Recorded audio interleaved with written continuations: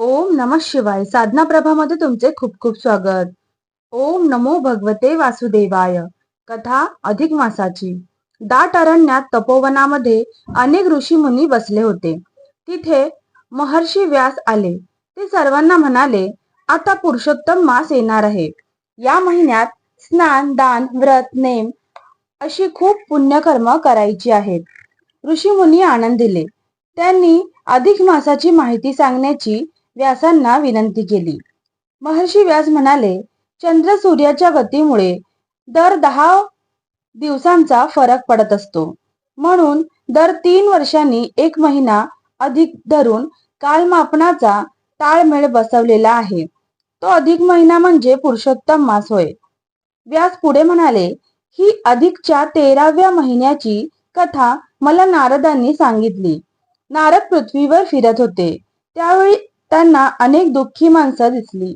पृथ्वीवरील माणसांचे दुःख दूर कसे करावे या विवंचनेत नारद वैकुंठाला आले.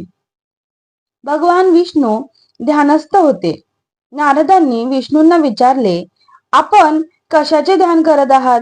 विष्णू म्हणाले, नारदा, आता अधिक मास येणार आहे. त्याच्या स्वामी मुरलीधर पुरुषोत्तम आहे. त्याचं मी ध्यान चिंतन करत आहे. त्याच्या कृपेने अनेकांची दुःखे कमी होतील. या अधिक मासाचे अतिशय महत्व आहे. नारद म्हणाले, नारायणा, मृत्यू काळातील माणसे दुःखी आहेत. त्यांचे दुःख नाहीसे करणाऱ्या आणि जीवन सुखद करणाऱ्या अधिक मासाची कहाणी आपण मला सांगावी.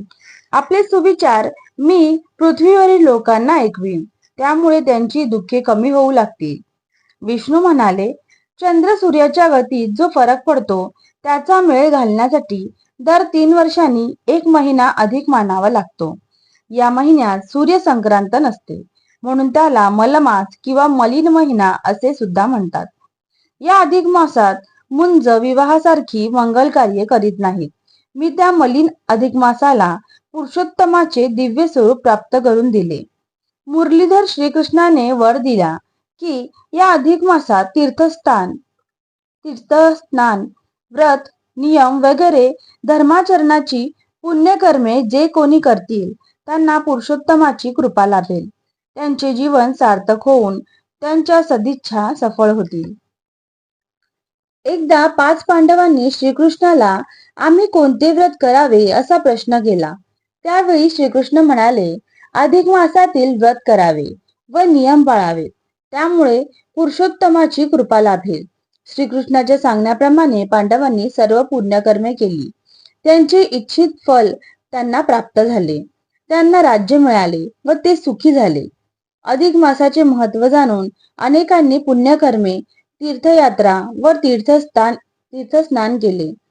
त्यांचे जीवन सुखद झाले. अधिक मासात कळत न कळत जरी पुण्य घडले तरी भगवान श्रीकृष्ण त्या भाविकांचे कल्याण करत असतात. ही साठा उत्तराची कहाणी पाचा उत्तरी सुफळ संपूर्ण. ओम नमो भगवते वासुदेवाय.